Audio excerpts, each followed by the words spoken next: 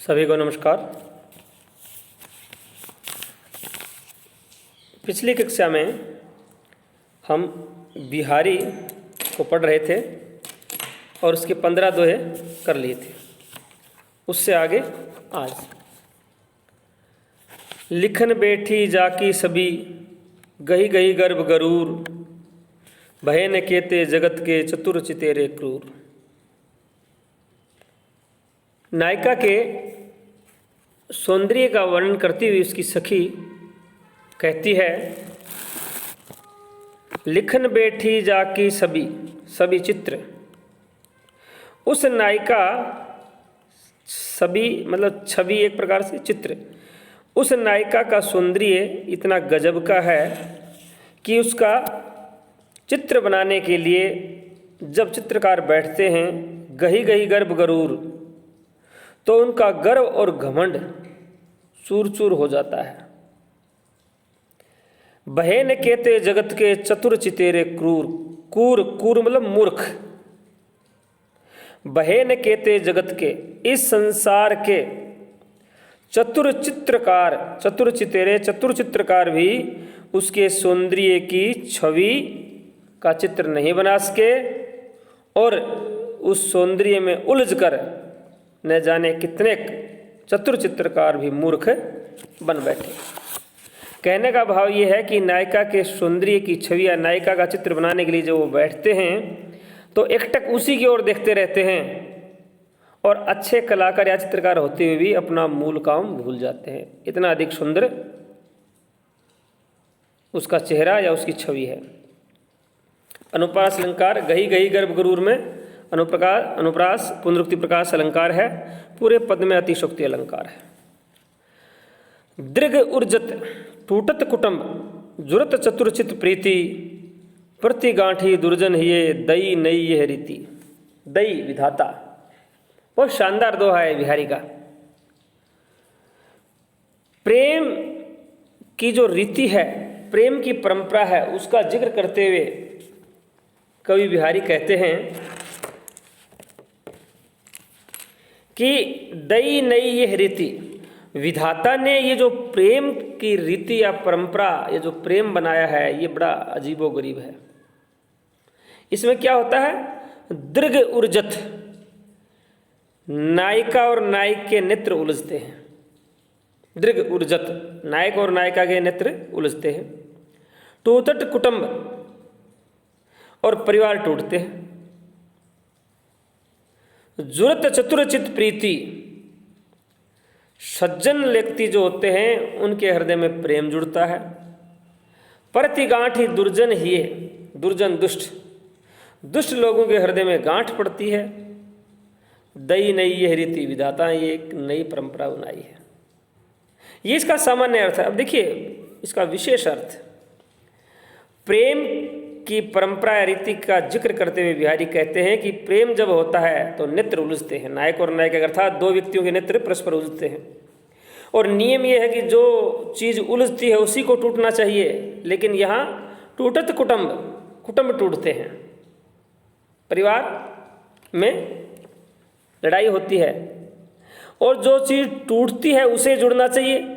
लेकिन यहाँ जुरत चतुरचित प्रीति, जो सज्जन व्यक्ति होते हैं, चतुर व्यक्ति होते हैं, उनके हृदय में प्रेम जड़ता है, उनको खुशी होती है। प्रति गांठ दुर्जन हिये, और गांठ जो चीज़ टूटती है वो जुड़ती है और जो जुड़ती है उसी में गांठ पड़नी चाहिए। लेकिन यहाँ गांठ कहाँ पड़ती है? दुर्जन हिये, दुष्ट लोगों के हृदय में गांठ या फांस बन जाती है। दई नई यह रीति, विधाता ने जो प्रेम है, ये प्रेम करने की रीति बड़ी अजीबोगरीब बनाई है। अगला, मानव विधितन अच्छ छवि स्वच्छ राखी वे काज दृग पग पहुंचन को करे भूषण पायंदाज। उत्प्रेक्षा अलंकार का बड़ा सुंदर उदाहरण है। मानव विधितन अच्छ छवि स्वच्छ राखी वे काज, तन अच्छ छवि। नायिका या स्त्रियों के सुंदर शरीर की छवि को साफ रखने के लिए ऐसा लगता है मानो विधाता ने नेत्र बनाए हों। दृगपग रूपक अलंकार है। दृगपग पहुंचन को करे भूषण पायंदाज। पायंदाज पैर पोंछने का पोंछा, भूषण आभूषण, कि स्त्रियों के शरीर पर आभूषण शायद पोंछे का काम करते हैं, जो दृष्टि रूपी गंदगी को अपने ऊपर ही रख लेते हैं और उनके शरीर पर नहीं पड़ती।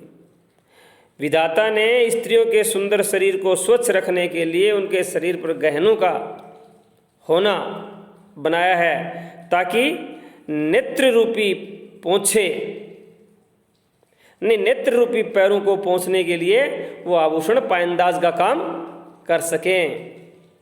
उत्प्रेक्षा अलंकार और रूपक दोनों है इसमें। सघन कुंज छाया सुखद, शीतल सुरभि समीर, अनुप्रास अलंकार है।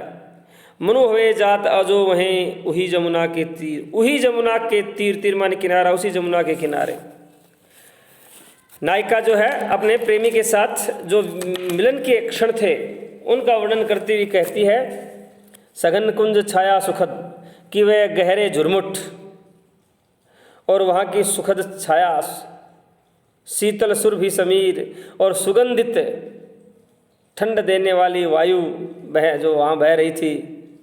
मनु हुए आज जात आजो है, आज मन वहीं हो जा रहा है, मन आज भी वापिस उसी ओर जा रहा है। कहाँ? वही जमुना के तीर, वही यमुना का किनारा, जहाँ सघन कुंज, जब वो नायक के साथ जो मिलन हुआ था, ठंडी शीतल और सुगंधित वायु, आज मन फिर वही पुरानी स्मृतियों का स्मृति अलंकार है, इसमें हुआ जा रहा है। भाल लाल बेंदी ललन, आखत रहे विराजी, आखत चावल, भाल लाल बेंदी ललन। नायिका ने अपने मस्तक पर लाल सिंदूर की बिंदी लगा रखी है और उसके अंदर चावल चिपके हुए हैं। तो नायिका की सखी उसके सौंदर्य का वर्णन करती हुई नायक को बताती है, भाल लाल बेंदी ललन, कि है श्री कृष्ण या है लला या है नायक, उसके मस्तक पर लाल रंग की सुंदर बिंदी शोभायमान है। अखत रहे विराजी, और उसके ऊपर चावल, अक्षत अखत चावल इस प्रकार शोभायमान चिपके हुए हैं, मानो इंदु कला कुज में बसी। इंदु कला चंद्रमा की कलाएं, कुज में बसी, कुज मंगल ग्रह, ऐसा लगता है जैसे चंद्रमा के अंदर मंगल ग्रह बसा हुआ है। मनहु राहु भय काजी, किस लिए? मानो राहु के भय से, मानो राहु के भय से भयभीत होकर के चंद्रमा मंगल ग्रह में बसा हुआ है। उत्प्रेक्षा अलंकार है, नायिका के मुख में चंद्रमा की और लाल बिंदी में मंगल ग्रह की कल्पना की गई है। इत आवती चली जाती, उत चली 6 सातक हाथ, चढ़ी इंडोरे सी रही, लगी उसासन साथ। अतिशक्ति अलंकार का बड़ा सुंदर उदाहरण है। नायिका वियोग अवस्था में लंबी लंबी सांसें ले रही है, और जब वह सांस लेती है तो कभी तो 6-7 हाथ आगे, कभी 6-7 हाथ पीछे, इस प्रकार उसकी हालत है। और ऐसा लग रहा है जैसे चढ़ी इंडोरो सी रहे, लगी उसासन साथ, उसासन साथ। जब वह सांस लेती है तो ऐसा लगता है जैसे किसी झूले पे झूल रही हो। इत आवती, नायिका वियोग अवस्था में इतनी कृश या कमजोर हो गई है, उसकी सखी नायक से कहती है कि हे कृष्ण, वह नायिका तुम्हारे वियोग में या तुम्हारे प्रेम में इतनी कृश हो गई है। इत आवती चली जाती उत, कभी तो वह इधर आती है, कभी उधर जाती है। मन हो नहीं, चली 6-7 हाथ, 6-7 हाथ, कभी बाएं कभी दाएं, कभी आगे कभी पीछे। चढ़ी इंडोरे सी रहे, लगी उसासन साथ। जब वह सांसें लेती है तो ऐसा लगता है जैसे झूला झूल रही हो, अर्थात सांसों के साथ या उच्छ्वास के साथ उसका शरीर भी झूलता रहता है। नायिका के वियोग की पराकाष्ठा का वर्णन है, जिसमें वह बहुत ज़्यादा कमज़ोर हो गई है। रनित मृग घंटावली झतदान मधुनीरु, मंद मंद आवत चलो कुंजरू कुंज समीरु। रनित मृग घंटावली, भृंग घंटावली, भृंग घंटावली। बसंत के आगमन पर किस प्रकार का वातावरण होता है उसका वर्णन करते हुए कवि कह रहा है अनित भृंग घंटावली, कि जब बसंत आता है, मंद मंद आवत चलो, कि जब धीरे धीरे बसंत आता है प्रकृति में, तो भंवरों की जो घंटियां हैं, भंवरों की गूंज रूपी घंटियां बजती रहती हैं, झरतदान मधुनीरू। और बसंत में मकरंद अथवा स्वेद फूलों से झरता रहता है। मंद मंद आवत चलो, कुंजरू कुंज समीरू, कुंजरू कुंज समीरू। हाथी रूपी बसंत, रूपक अलंकार, हाथी रूपी बसंत वायु के साथ धीरे धीरे आता है, प्रकट होता है। यहाँ बसंत को हाथी की उपमा दी गई है, और हाथी जिस प्रकार धीरे धीरे चल के आता है और उसके गले का घंटा बजता है, उसी प्रकार बसंत रूपी हाथी जब चल करके आता है तो भंवरे रूपी घंटियां गुनगुनाती हैं। कहलाने एकत बसत अहि मयूर मृग बाग, जगतु तपोवन सो किए दीर्घ दाग निदाग। ग्रीष्म ऋतु का वर्णन बड़ा सुंदर बिहारी ने यहाँ किया है, और बिहारी यहाँ समय की महत्ता का वर्णन करते हुए कहते हैं कि जब भयंकर ग्रीष्म ऋतु होती है, कहलाने एकत बसत अहि सांप, मयूर, मृग, हिरण, बाघ और शेर। सांप, मयूर, मृग और बाघ, जो कि बाघ का शिकार मृग है और मयूर का शिकार सांप है। लेकिन जब भयंकर ग्रीष्म ऋतु आती है, कहलाने एकत बसत, एक ही पेड़ के नीचे निवास करते हैं चारों। जगतु तपोवन सोकियो दीर्घ दाग निदान, दीर्घ दाग भयंकर गर्मी ने इस पूरे संसार को मानो तपोवन बना दिया है, और उसका परिणाम ये है कि कुछ भी ना करने की क्षमता में परस्पर शत्रुता का भाव लिए हुए सांप, मोर, मृग और बाघ एक ही स्थान पर निवास करते हैं, क्योंकि किसी में हिम्मत नहीं है कुछ भी करने की, अपने शिकार को खाने की। अरुण सरोरु कर चरण, दृग खंजन मुख चंद, समय आए सुंदर सर्द, काहि न करत आनंद। इस दोहे के दो अर्थ हैं कि यौवन जब आता है तो भला किसको सुखकारी या सुखद नहीं लगता, सभी को लगता है। यौवन जो होता है उसमें सभी सुंदर लगते हैं। अरुण सरोरु है,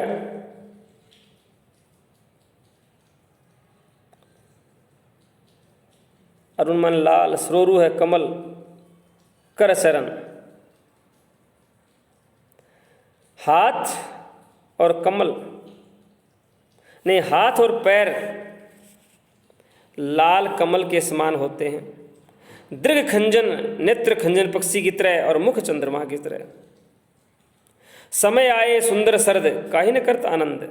सद ऋतु का चंद्रमा समय आने पर भला किसको आनंदित नहीं देता। उसी प्रकार जब यौवन आता है तो उसमें हाथ और पांव कमल के समान लाल हो जाते हैं, नेत्र खंजन पक्षी के समान विशाल और मुख चंद्रमा के समान चमकता है, तो भला वह किसको आकर्षित नहीं करेगा, अर्थात सभी को आकर्षित करता है। ज्यों हवे त्यों होऊंगो, हो हरि अपनी चाल, हटु न करो अति कठिन हो, मोह तारिबो गोपाल। यहाँ कोई बड़ी चतुराई से और प्रकारांतर से अपने उद्धार करने की बात कहता है, और कहता है जो हवे त्यों होऊंगो, कि हे श्री कृष्ण मैं जैसा भी हूँ वैसा ही रहूँगा। हो हरि अपनी चाल, कि हे श्री कृष्ण या हे हरि ये तो मेरी अपनी चाल है, मैं जैसा हूँ वैसा ही रहूँगा, मेरा कुछ भी होने वाला नहीं है। हठु न करो अति कठिन हो, मोह तारिबो गोपाल, मेरा उद्धार करने का हे श्री कृष्ण हठ ना करो, अति कठिन हो है, क्योंकि मेरा उद्धार करना बड़ा मुश्किल है, क्योंकि मैं तो जैसा हूँ वैसा ही रहूँगा, मुझे परिवर्तन नहीं आ रहा है, मेरे में परिवर्तन आ ही नहीं रहा है। यहाँ प्रकारांतर से कवि इस कृष्ण को चेतावनी देता हुआ अपना कल्याण या अपने को मोक्ष प्रदान करने की बात कहलाता है। करो कुबत जगु कुटिलता, तजो न दीन दयाल, दुखी होवगे सरल हिये बसंत त्रिभंगी लाल। सरल ही करो कुबत जगु कुटिलता तजो न दीन दयाल। कवि अपने आप की बात करता हुआ कहता है कि हे श्री कृष्ण, मैं कितनी ही कुबत यानी बुरी आदतें, बुरे कार्य क्यों ना करूं, और संसार भी बुरे काम क्यों ना करे। तजो न दीन दयाल कुटिलता, मैं अपना दुष्टपन छोड़ूंगा नहीं। हे श्री कृष्ण, मैं अपनी कुटिलता या दुष्टपन इस संसार में रहते हुए नहीं छोड़ूंगा। दुखी हो गए सरल ये बसंत त्रिभंगी लाल। हे त्रिभंगी लाल, 3 प्रकार की मुद्राओं वाले, या जिस शरीर में 3 मोड़ पड़े हुए हों उस मुद्राओं वाले हे श्री कृष्ण, तो मेरे सरल हृदय में आकर के दुखी हो जाओगे, क्योंकि यहाँ ठहर नहीं सकते, क्योंकि मेरा हृदय जो है वो तो बड़ा कपट से भरा हुआ है। कब को टेरत दीन रट होतन श्याम सहाय, तुम हु लागी जगत गुरु जग जाय जग नायक जगबाय। जगबाय संसार की हवा। अनुप्रास अलंकार का बड़ा सुंदर उदाहरण है। कब को टेरत दीन रट, हे श्री कृष्ण, मैं कब से तुम्हें गरीब बन करके, असहाय बन करके टेर रहा हूँ, आवाज़ लगा रहा हूँ। होत न श्याम सहाय, हे श्री कृष्ण, तुम मेरे सहाय क्यों नहीं बन रहे। तुम हो लागी जगत गुरु, हे संसार के गुरु या संसार के स्वामी मालिक, तुम्हें भी लगता है शायद संसार की हवा लग गई है। अर्थात जिस प्रकार संसार थोड़ी सी विनती करने पर किसी के ऊपर दया दृष्टि नहीं करते संसारिक लोग, उसी प्रकार शायद तुम्हें भी इस संसार की हवा लग गई है, क्योंकि मैं तुम्हें कब से पुकार रहा हूँ। थोड़े ही गुण रिजते बिसराई वह वानी, तुम हो कान है मनोभय आज काली के दानी। फिर उत्प्रेक्षा अलंकार है, श्री कृष्ण के ऊपर उलाहना, श्री कृष्ण को उलाहना देते हुए कह रहे हैं थोड़े ही गुण रिजते, कि हे श्री कृष्ण, तुम तो ऐसे सरल स्वभाव के थे कि थोड़े सा कोई तुम्हारे गुणगान कर लेता, थोड़ी सी कोई तुम्हारी भक्ति कर लेता है, प्रशंसा कर लेता, तुम उस पर रिझ जाते थे, उस पर दया दृष्टि दिखाते थे। बिसराई वह बानी, बानी मानी आदत, बिसराई मानी भुला दी, शायद तुमने अपनी वह आदत भुला दी है। तुम हो कान है मनोभय आज काली के दानी, हे श्री कृष्ण, तुम तो शायद आजकल के जो दानी लोग हैं वैसे हो गए हो। बिहारी का ये दोहा एक अन्योक्तिप्रक दोहा भी है, जिसमें शायद वह अपने आश्रय दाताओं की ओर संकेत करता हुआ कहता है कि आजकल के आश्रय दाता जो हैं वो दान देने में कृपणता या कंजूसी दिखाते हैं, और हे श्री कृष्ण, तुमने भी शायद वह आदत डाल ली है। स्वार्थ सुकृत ने श्रम वृथा, देखी विहंग विचारी, बाज पराए पानी पर तू पंछी ने मारी। बहुत सुंदर अन्योक्ति अलंकार है इसमें। जब राजा जयसिंह औरंगजेब के कहने से शिवाजी के ऊपर चढ़ाई करने के लिए जा रहे थे, उस समय यह दोहा कहा था बिहारी ने, स्वार्थ सुकृत ने श्रम वृथा, कि हे राजा जयसिंह। इस दोहे के 2 अर्थ हैं। पहला अर्थ है स्वार्थ सुकृत ने श्रम वृथा, कि तुम्हारा न तो कोई स्वार्थ है, सुकृत ने, और इन्हें कोई अच्छा काम है। देखी विहंग विचारी, पक्षी को देख करके विचार करो, सोचो। बाज पराए पानी पर, हे बाज तू दूसरे के कहने से, पराए पानी पर दूसरों के कहने से, पंछी ने मारी, पक्षियों का क्यों वध करते हो। और दूसरा अर्थ है यहाँ राजा जयसिंह के पक्ष में, कि हे राजा जयसिंह, जिस शिवाजी पर तुम चढ़ाई करने जा रहे हो उस कार्य में तुम्हारा कोई स्वार्थ नहीं है, अच्छा कार्य भी नहीं है, श्रम वृथा, बेमतलब की मेहनत है। देखी विहंग विचारी, और जिस पक्षी रूपी शिवाजी पर तुम चढ़ाई करने जा रहे हो उसको देखो, सोचो, विचार करो। बाज पराए पानी पर, हे बाज रूपी राजा जयसिंह, पराए पानी पर दूसरों के कहने से था, औरंगजेब के कहने से तू शिवाजी का वध करने के लिए मत जा। और कहते हैं कि राजा जयसिंह ये दोहा सुन करके रुक गए थे। करी फुलेल को आचमन मीठो कहत सराही, ए गंधी मति मंद तू इतर दिखावत काहे। मूर्खों के बीच गुणवान या गुणों की कोई कदर नहीं होती। इस बात को इस दोहे में रेखांकित किया गया है कि जो मूर्ख लोग होते हैं उनके बीच में गुणों की कोई कदर नहीं होती। करी फुलेल को आचमन मीठो कहत सराई, इत्र बेचने वाला जब किसी गांव में जाता है तो करी फुलेल को आचमन, वहाँ इत्र को चख करके मीठा कह करके उसकी प्रशंसा करते हैं लोग। उनको ये पता नहीं है कि सुगंधित है, मीठा इसका है ही नहीं। ए गंधी मतिमंद तू, मतिमंद बुद्धिहीन है, ए गंधी तू बुद्धिहीन है, इत्र दिखावत काहीं, इन मूर्ख लोगों के बीच में तुम इत्र दिखाते ही क्यों हो। जहाँ गुणों की कोई कीमत नहीं है वहाँ गुणों का बखान नहीं करना चाहिए। ये कहा गया है यहाँ कि जहाँ गुणों की कोई कीमत नहीं वहाँ गुणों का बखान करना मूर्खता है। धन्यवाद, आज इतना ही, बाकी कल।